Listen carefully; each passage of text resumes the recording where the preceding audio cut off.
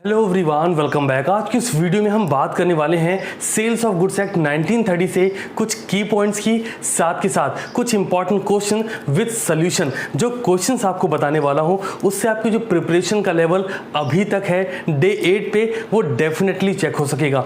देखो, आप सबको पता है कि सेल्स ऑफ गुड्स एक्ट 1930 से unit first, second and unit third अभी तक हम सारे कॉन्सेप्ट, सारे टॉपिक के साथ कंप्लीट कर चुके हैं। इवन दो जो इंपॉर्टेंट सेक्शन रहे सारे के सारे सेक्शन विथ एग्जाम्पल भी समझा चुका हूं, सारे टॉपिक भी आपको बता चुका हूं यूनिट 1 से लेकर यूनिट 3 तक। सिर्फ सेल्स ऑफ गुड्स एक्ट में यूनिट 4 बच रही है। सो हमने ये सोचा क्यों ना यूनिट 4 पर जंप करने से पहले एक बार थोड़ा प्रिपरेशन चेक कर ली जाए। और ये प्रिपरेशन का लेवल सिर्फ ऐसा नहीं होगा कि आपको ये क्वेश्चंस बताऊंगा और बोलूंगा लिख डालो, नहीं, आपको सोल्यूशन भी बताऊंगा बट शॉर्ट टर्मिनल होगा। बेसिकली मैं देखना ही चाहता हूं, हमेशा आपको कंफ्यूजन रहता है ना कि सर लॉ में या बिजनेस लॉ में आंसर की प्रेजेंटेशन, कंटेंट की लेंथ, वर्ड्स क्या लिख रहे हैं, लॉ के वर्ड्स, इसमें बड़ा कंफ्यूजन रहता है। तो आज कुछ आंसर आपको बताऊंगा इनसे रिलेटेड, साथ में आपको दूंगा वो टास्क जो आपने परफॉर्म करना है आज की डेट में। So let's start from the very beginning. क्या की पॉइंट्स हैं सो दैट आपके मन में जो कंफ्यूजन रहते हैं पहले उन्हें दूर करते हैं। दो की पॉइंट्स पे जाएंगे, पहले पॉइंट नंबर 1 चेक करेंगे जो हम हमेशा बोलते आ रहे हैं, आज हमने लिख दिया है। बिकॉज क्या होता है ना, कई बार आप वहां पे वीडियो स्किप कर दिए तो जब मैं बोल रहा होता हूँ आपको पता नहीं होता, फिर वापस से आके कमेंट में पूछते हो सर ये है क्या, तो हमने लिख दिया, अभी से देख लो। सबसे पहला point, previously Indian contract act 1872 applicable for sales of goods act. तो सर आज अभी ये 1930 से सेल्स ऑफ गुड्स एक्ट बना, इधर पहले क्या था, जो इंडियन कॉन्ट्रैक्ट एक्ट था वही सेल्स ऑफ गुड्स एक्ट के लिए अप्लीकेबल था। Second point, the sales of goods act was separated. कब सेपरेट हुआ सर? जब 1 जुलाई 1930 को वो इन्फोर्स किया गया as sales of goods act. ऐसा क्यों हुआ sir? Because separately contract act पर सबसे ज़्यादा बर्डन हो रहा था। आप सबको पता होगा पार्टनरशिप भी इसी का पार्ट था, क्लियर ना? तो partnership, sales of goods act सभी को कॉन्ट्रैक्ट से सेपरेट कर दिया गया और कॉन्ट्रैक्ट को सेपरेट एक्ट बना दिया गया। थर्ड पॉइंट की बात करेंगे, the sales of goods act applicable, ध्यान रखेंगे, only to sale of movable goods. Sir सिर्फ और सिर्फ किस पे वर्क करता है? मूवेबल गुड्स पे वर्क करता है, कभी भी इमूवेबल गुड्स पे वर्क नहीं करेगा। तो सवाल ये आता है सर क्या ज़रूरी है कि सिर्फ गुड्स बेचें? पॉसिबल है कि हम इमूवेबल प्रॉपर्टी भी तो सेल होती है, मार्केट में सेल होती है, बहुत बड़ा एग्जाम्पल कोड होता है। तो आपको ध्यान रखना है, उसके लिए सेपरेट एक्ट है। देखो, sale of immovable goods is covered under transfer of property act 1882। तो ध्यान क्या रखना है सर, अगर आपको ये लगता है क्वेश्चन पढ़ने के बाद ये मूवेबल गुड्स नहीं है, ये इमूवेबल गुड्स है, तो उसके लिए सेपरेट एक्ट बनाया गया। कौन सा? Transfer of property act 1882, clear ना? नेक्स्ट पॉइंट की बात करेंगे, the act is only applicable for sale of goods. जो सेल्स ऑफ गुड्स एक्ट है वो सिर्फ सेल ऑफ गुड्स के लिए ही अप्लीकेबल होगा। आपने यूनिट फर्स्ट, सेकेंड, थर्ड जो अभी रिसेंटली हमने कवर की, सारे टॉपिक में एक बात कॉमन थी, गुड्स की बात हो रही थी, है ना? तो ये ध्यान रखेंगे। नेक्स्ट पॉइंट की बात करेंगे, the act is not applicable to any other transaction. ये एक्ट गुड्स पर ही अप्लीकेबल होगा और किसी भी ट्रांजेक्शन के लिए अप्लीकेबल नहीं होगा। तो ये तो हो गई की पॉइंट्स, बेसिक डिटेलिंग।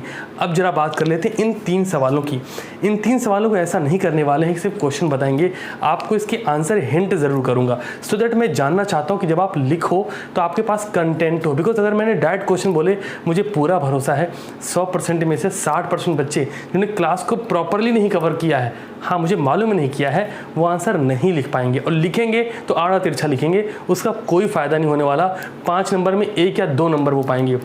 हाँ ये सच है, बिजनेस में मार्क्स कम मिलते हैं बिकॉज आपकी कंटेंट की लेंथ और आपके प्रेजेंटेशन और आपके वर्ड्स जो आप लिखते हो वो ऐसा नर्सरी के बच्चों वाला फील देता है। समझ रहे हो ना? आओ जरा चेक करते हैं। सबसे पहला question, explain the rules for transfer of property in case of reservation of rights to disposal by seller.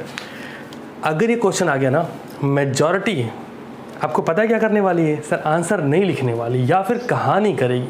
तो मैं जरा बताता हूँ इसका answer, section 25 of the sales of goods act 1930 में लिखा है। तो पहला पॉइंट तो जरा ये नोट कर लो।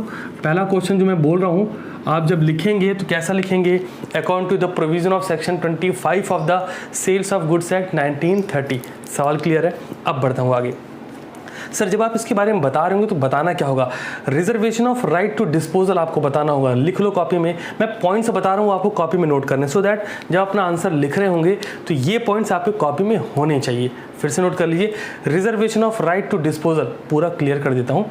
Right of seller to resell the goods to any other person, statement है ये किस बारे में, सेक्शन 25 किस बारे में था, rights of seller to resell the goods to any other person. अब यहाँ पे अगर ये क्वेश्चन 5 मार्क्स में भी है तो आपको कम से कम 6 से 7 पॉइंट लिखने होंगे। आपके माइंड में पॉइंट्स आ रहे हैं क्या, ईमानदारी से जरा बताओ। हाँ लाइव चैट में ही बता दो, कोई दिक्कत नहीं। आपके माइंड में 7 पॉइंट आ रहे हैं क्या, क्या लिख रहे हैं, नहीं आ रहे ना। अब सुनो जरा, देखो मुझे पता है कि आप कैसे परफॉर्म करते हो, बिकॉज जब भी आप चीज़ों को भगा भगा के देखते हो ना, क्या है ना, इस बारे में कोई डिटेल में बात करूँगा, पहले ये डिस्कस कर दूँ, नहीं बहुत लंबी वीडियो नहीं जानी चाहिए। तो सबसे पहला पॉइंट आता है, the seller wish to keep ownership with him until some specified condition are satisfied. अब देखो जब हम बात करते हैं कॉन्ट्रैक्ट ऑफ सेल की, वहाँ 2 नेचर के कॉन्ट्रैक्ट थे, एक था अब्सोल्यूट, छोड़ दो उसको, दूसरा क्या था, कंडीशनल।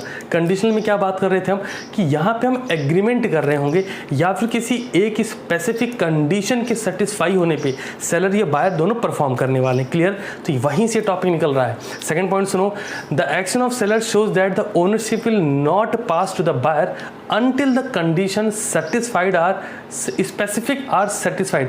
जो स्पेसिफिक कंडीशन थी जब तक वो सेटिस्फाई नहीं होगी सेलर से पोजीशन बायर को ट्रांसफर नहीं होगा। मैं सारे पॉइंट्स नहीं बताऊंगा, कुछ पॉइंट बता रहा हूँ। तीसरा सुनो, इन following situation it is presume that the seller has reserve rights of disposal, seller के पास राइट्स ऑफ डिस्पोजल बचा हुआ है। क्लियर, नेक्स्ट पॉइंट सुनो, if the specified condition is not satisfied, ये अनपेड सेलर से भी टॉपिक बन सकता है, ये भी सुन लो। इफ अगर आप यूट्यूब पे सर्च भी करो ना अनपेड सेलर, हम लोग का वीडियो टॉप पे होगा, बिकॉज जो लास्ट बैच है उसने भर भर की क्लास अटेंड की थी, 16-16 हज़ार बच्चे प्रेजेंट रहते थे। अभी जैसे 3-4 हज़ार बच्चे रहते हैं ना, अभी बच्चे मौज रहे हैं, लॉकडाउन पीरियड का मज़ा ले रहे हैं, और यही बच्चे आखिरी में देखना आप साथ में हो ना, आप लगभग 2-3 हज़ार तो लोग हुए ना टाइम पे, आप देखो आपको मज़ा बहुत आएगा। फिर बच्चे बोलेंगे सर 30% रिजल्ट ही आता है मैक्सिमम, सर 19-20% रिजल्ट ही आता है, रीज़न सबको पता है।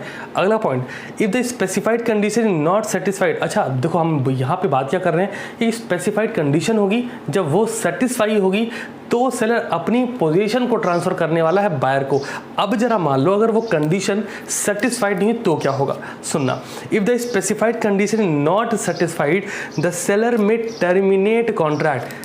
बताता हूँ, एक पॉइंट था जहाँ पे हम बात कर रहे थे, लाइन देखिए, रिपुडिएशन या रिपुडिएट ऑफ कॉन्ट्रैक्ट के बारे में, ध्यान से देखो, हम बात कर रहे थे कॉन्ट्रैक्ट कब रिपुडिएट होगा, कब टर्मिनेट होगा, वहाँ स्पेसिफिक कंडीशन हमने बता रखी थी, तो वहीं से पॉइंट निकलेगा आपका। सुनना फिर से, if the specified condition is not satisfied, अगर वो कंडीशन सेटिस्फाइड नहीं हुई, फिर the seller may terminate contract. देखो सेलर ने कंडीशन रखी है, कंडीशन फुलफिल या सेटिस्फाई किसे करना है, बायर को करना है, तो जो राइट्स हैं टर्मिनेशन ऑफ कॉन्ट्रैक्ट के, कॉन्ट्रैक्ट को खत्म करने के जो राइट्स, जो अधिकार हैं वो किसके पास हैं, कंडीशन हमने रखी है तो राइट्स भी हमारे पास होंगे। तो यहाँ लिखते हैं कि लिखना क्या पड़ेगा, the seller may terminate contract with buyer and resell the goods to any other person at his own will. समझ आया क्या? एक पॉइंट चलो और बताता हूँ, where the seller send the bills of exchange along with railway receipt, अगर seller ने बिल्स ऑफ एक्सचेंज सेंड किया रेलवे रिसिप्ट के साथ, फिर क्या होगा, सुनना, where the prior condition that the ownership will be transfer to buyer only if buyer accept the bills of exchange, और एक कंडीशन डाल दी। फिर से रिपीट करता हूँ, मान लो मैं सेलर हूँ, आप बायर हो, मैंने आपके पास एक बिल्स ऑफ एक्सचेंज सेंड किया, गुड्स के साथ सेंड किया, बट मैंने एक कंडीशन लगा दी, गुड्स आपके पोजीशन में तभी ट्रांसफ़र होगा जब आप बिल्स ऑफ एक्सचेंज पर अपनी एक्सेप्टेंस दे दोगे। तो जब ये कंडीशन सेटिस्फाई होगी तो आप ये कह सकते हो कि rights to disposal by seller, आपको हम ट्रांसफ़र करने का, एक प्रॉपर्टी में ट्रांसफ़र, आपको प्रॉपर्टी में पोजीशन पाने का राइट्स दे रहे हैं। तो पहले क्वेश्चन तकरीबन 5 पॉइंट तो मैंने ही आपको बता दी, और जैसा मैंने बोला कि अगर ये क्वेश्चन 5 मार्क्स में आ रहा है तो आपको एटलीस्ट 7.6 भी करोगे तो चलेगा, बट ध्यान रखिए पॉइंट में आंसर जाना चाहिए। क्या करोगे सर, आंसर लिखोगे, फिर आप मुझे इंस्टाग्राम पे उसे सेंड करोगे। विद इन 24 आवर्स मैं उसको ज़रूर से चेक कर लूँगा, फिर सो दैट एक बार मैं आपको एग्जैक्टली बता ही पाऊँ, और हाँ एग्जैक्ट आंसर क्या होना चाहिए वो भी मैं आपको कराऊँगा आगे चल के। पहले अनपेड सरल पढ़ाऊँगा, फिर जब भी पूरा चैप्टर खत्म होगा तो जैसे हमने कॉन्ट्रैक्ट ऐड का टेस्ट लिया था as it is sales of goods act का टेस्ट होगा, चिंता ना करो। चलो बढ़ते हैं भी जरा आगे अगले क्वेश्चन की तरफ। सो अगला क्वेश्चन हमारे पास अवेलेबल है। ओके, ये टॉपिक मैंने रिसेंटली पढ़ा है, जिन बच्चों को पता है थम्स अप करना। Yes, explain the rule of नंबर dat quod non habet. No one can pass a better title than what he does not have. कोई भी व्यक्ति वह नहीं दे सकता जो उसके खुद के पास नहीं है। मतलब ओनरशिप आपकी है तभी आप किसी और को अच्छा टाइटल, अच्छी ओनरशिप दे पाओगे। Transfer of title CTC class है, जिन्होंने नहीं देखा चेक कर लेना यूट्यूब पे, या फिर लॉ वाले प्लेलिस्ट में जाके लास्ट वीडियोस देख लो, डे 6 का वीडियो मेरे ख्याल से। तो एक्सप्लेन द रूल ऑफ नंबर दैट को नॉन हैबिट, क्या इतना ही? नहीं, आगे पढ़ो। And also explain exception to the rule. ये पूरा स्पेसिफिक इसी पे वीडियो बना रखा है, लेकिन बात फिर से वही आएगी। पेपर देने बैठेंगे तकरीबन 1 लाख बच्चे। अब आप लोग अरे नहीं सर ऐसा थोड़ी, अरे हाँ जी हाँ ऐसा ही, समझाता हूँ कैसे। तकरीबन 80-90 हज़ार बच्चों ने, लगभग 90,000, 88,000 समथिंग बच्चों ने रिसेंट नवंबर 2019 में एग्ज़ाम दिया था। सर कितने बच्चे फेल हुए थे? तकरीबन 58,000 से ज़्यादा बच्चे फेल हुए थे। फिर से सुन लो, लगभग 58,000 से ज़्यादा बच्चे फेल हुए थे। सर उतने बच्चे वहाँ फेल हुए कब? नवंबर 2019 में। फिर मई 2020 के लिए दोबारा से बच्चों ने रजिस्ट्रेशन किया। मान लेते सिर्फ 50,000 बच्चों ने किया होगा, 90,000 बच्चों ने नहीं करा होगा, तो वो 58,000 में से 8,000 मान लो छोड़ गए कि नहीं जी हमें CA करना ही नहीं है। वो 50, ये 50, 1 लाख बच्चे ऐसे हैं जो CA का एग्ज़ाम देने वाले फिर से इस अगस्त 2020 में, जो पेपर आपका शिफ्ट हो गया है। बट अगेन बात वही होगी, रिजल्ट आप देखोगे क्या होने वाला है, क्योंकि लोग सो रहे हैं, ये आपको भी दिख रहा है, समझ आ रहा है ना। अब इस क्वेश्चन पे मूव करते हैं। सो यार ये जो क्वेश्चन है ये टॉपिक किसका है? फटाफट से कौन बताओ। ये टॉपिक है ट्रांसफ़र ऑफ टाइटल का। सर कौन से सेक्शन में था? टॉपिक लिखो पहले, ट्रांसफ़र ऑफ टाइटल। सर ये लिखना ज़रूरी है क्या? अरे बिल्कुल है। क्वेश्चन देखो, पहले हम एक्सप्लेन करना है इस रूल को। सेक्शन 27 में ट्रांसफ़र ऑफ टाइटल के बारे में बोला गया, तो पहले हम ट्रांसफ़र ऑफ टाइटल को एक्सप्लेन करेंगे, क्लियर, देन आफ्टर हम एक्सेप्शन पर मूव करेंगे। समझ आ गया? पहले transfer of title section 27, according to section 27 of the provision of the act sales of goods act 1930, transfer of title means, ऐसा स्टेटमेंट बनाना चाहिए प्रॉपर वे में। कुछ बच्चे कहते हैं सेक्शन ना लिखें चलेगा। सर CA फाउंडेशन पता नहीं क्यों कर रहे हो आप लोग, मुझे समझ नहीं आता। हाँ थोड़ा हार्श सुनने में होगा ये, बट फैक्ट तो यही है ना। तो आंसर सुनो जरा। सर सब कुछ अच्छा कैसे लगेगा, है ना? सुनो जरा, ट्रांसफर ऑफ टाइटल क्या होता है ना, यूट्यूब पे ना कई बारी बच्चे सुन के ऑफेंड हो जाते हैं। वही बच्चे ऑफलाइन क्लास में बैठते हैं और वो 20 से 40 हज़ार पे पे करके बैठते, तो ऐसे बैठ सुनते, हाँ यार सर सही बोल रहे हैं, यहाँ कैसा फ्री मिलता है, कहते सर फ्री में पास हो जाएंगे क्या? It's all about believe system and your hard and smart work. Simple, believe system और आपके हार्ड वर्क और स्मार्ट वर्क पे डिपेंड करता है CA फाउंडेशन से एंट्रेंस लेवल एग्जाम यार। चलो पढ़ता हूँ अभी आगे। तो ट्रांसफर ऑफ टाइटल सेक्शन 27 की बात करेंगे। सबसे पहले the general principle of name that non habit will apply. कहाँ अप्लाई होगा? Point number 1, it means no one can pass या transfer a better title than he himself has.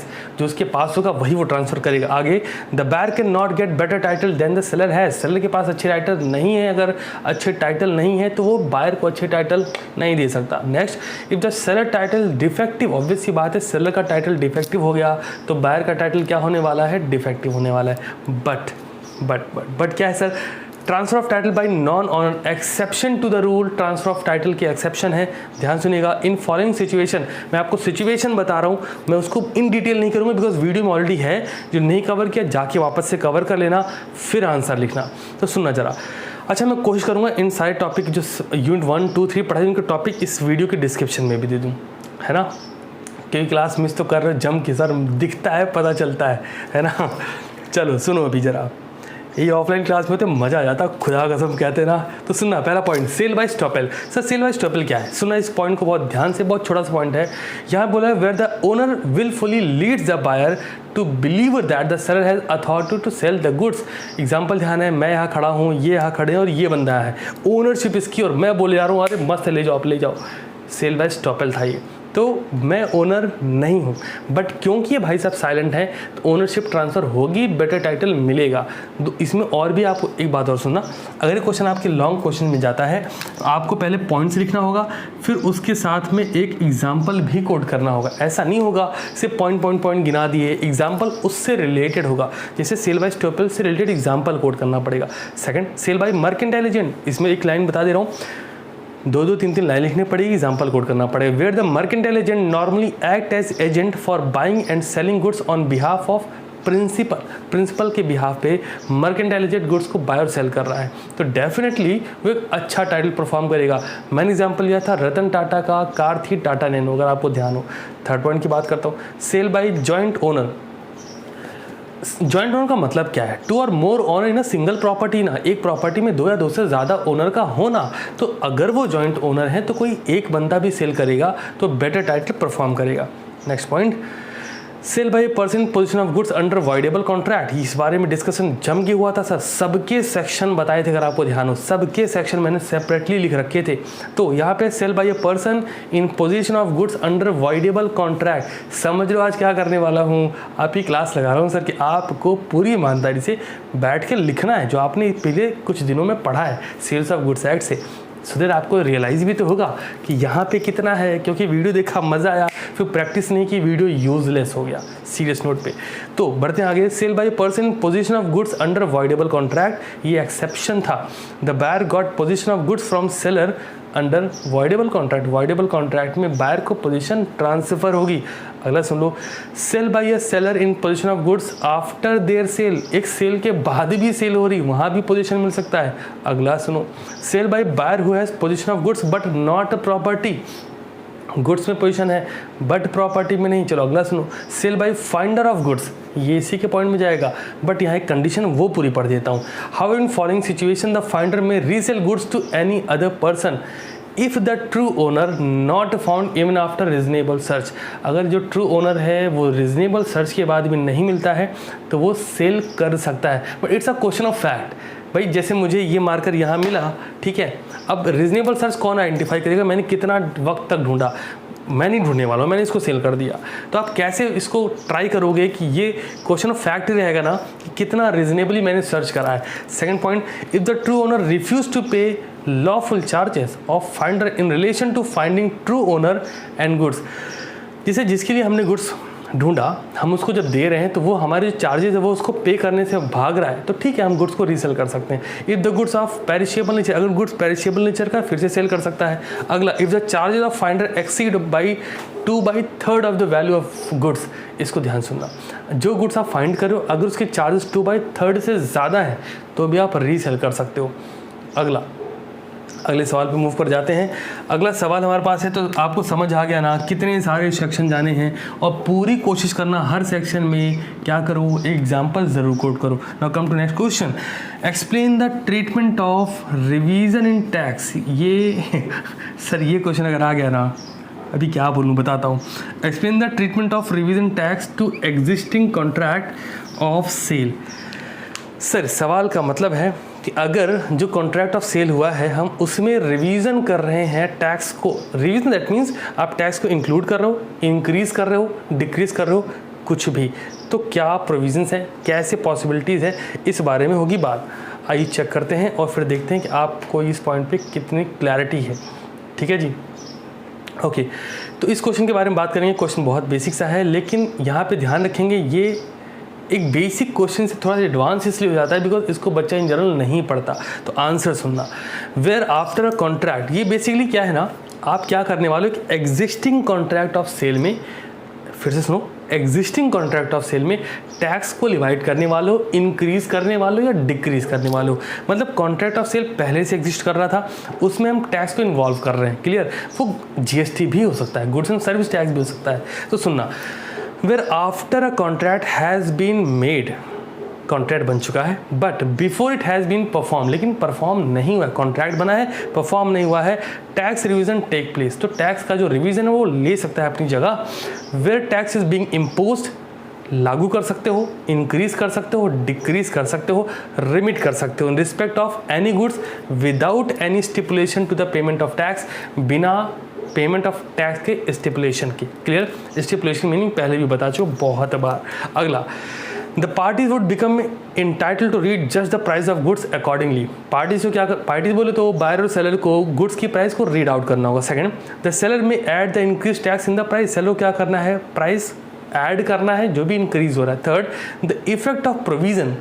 भाई obvious सी बात है, कॉन्ट्रैक्ट ऑफ सेल हो चुका है लेकिन परफॉर्म नहीं हुआ है, आपने टैक्स इन्वॉल्व कर, मैं आंसर बता रहा हूँ, आपने टैक्स इन्वॉल्व कर दिया तो यहाँ पे क्या इफेक्ट आएगा, तो लिखना है the effect of provision can however is excluded by agreement to the contrary. Contract से एक्सक्लूड हो सकता है जो आप प्रोविजन लगा रहे हो। और आखिरी point, it is open to the parties to stipulate anything regard to taxation. जो पार्टीज़ हैं वो स्टिपुलेट कर सकती हैं उस टैक्सेशन के बिहाफ पे। सर आंसर पूरा नहीं हुआ है, इसमें 2-3 पॉइंट मैंने स्किप करें जो आपको लिखने हैं। और अगेन बात वही है, आंसर लिखने के बाद एग्जाम्पल ज़रूर से लिखना है। देखो बिजनेस लॉ में आंसर लिखते वक्त कंटेंट, सेक्शन, प्रोविज़न, एनालिसिस कुछ अगर अवेलेबल है ज़रूर लिखना पड़ता है। साथ के साथ ना की पॉइंट्स के साथ उसके एग्जाम्पल कोड करना बड़ा इंपॉर्टेंट है। बच्चा अक्सर यही मिस्टेक कर जाता है, एग्जाम्पल वो जेन्यून नहीं ले पाता, वो कहानियाँ ले लेता है क्योंकि कहानियाँ सुन रखी है। तो कोशिश करना कंटेंट लिखो, ठीक है ना। कंटेंट लिखने के बाद एग्जाम्पल ज़रूर कोड करो। सेक्शन ऑलरेडी आपको बता चुका हूँ। तो अगला सवाल ये आता है, सर इसका आंसर आप मुझे इंस्टाग्राम पे कब पोस्ट करेंगे। वीडियो आपकी क्लास की टाइमिंग थी 12 बजे, आपको 12 बजे मिल चुका है और मुझे ऐसा लगता है ये क्लास मेजॉरिटी 20-25 मिनट्स के आसपास होनी चाहिए, इससे ज़्यादा बड़ी नहीं होगी। तो आपको अब बैठ जाना है, आंसर लिखना है, अभी के अभी लिखना है। कल की क्लास में बहुत कम लोग प्रेजेंट थे, अभी के भी आंसर लिखना है। और आप मुझे दोपहर 1 बजे से 2 बजे के बीच में, दोपहर 1 बजे से 2 बजे के बीच में आंसर टेलीग्राम पे पोस्ट कर दीजिएगा। मैं ऑनलाइन अवेलेबल रहूँगा और मैं आपके आंसर पूरी कोशिश करूँगा कि मेजॉरिटी का आंसर देखूँ। और उसके बाद जब मैं सेल्स ऑफ गुड्स एक्ट पूरा कवर कर लूँगा तो पूरी कोशिश कि मैं आपको इन क्वेश्चंस के साथ साथ और एडिशनल क्वेश्चन भी दे दूँ, बिकॉज हमारे पास बहुत सारे क्वेश्चंस ऐसे होंगे जो हम जब आपको बताएंगे। क्योंकि अक्सर क्या होता है, बच्चा मेजॉरिटी टाइम परेशान होता है, sir case study based question, sir practical question बहुत प्रॉब्लम है। सीरियसली ध्यान से सुनो, जो practical problem application based question जिसको आप वो बड़े वाले क्वेश्चन बोलते हो ना, जो बड़े बड़े क्वेश्चन होते हैं, उनका आंसर करना बहुत सिंपल है, बिकॉज उसमें क्वेश्चन में ही आंसर इन्वॉल्व होता है। बट जो डायरेक्ट क्वेश्चन होते हैं ना, ये हॉन्टेड होते हैं, इनका आंसर लिखने में थोड़ी तंगी होती है, जो आज आपको देख के रियलाइज़ हो रहा होगा। बट कोई नहीं, आंसर लिखिए, दोपहर में 1 से 2 इंस्टाग्राम पे मुझे मैसेज करिए और मिलता हूँ बहुत ही जल्द आपकी नेक्स्ट क्लास में। और तब तक के लिए शानदार रहिए और पढ़ते रहिए।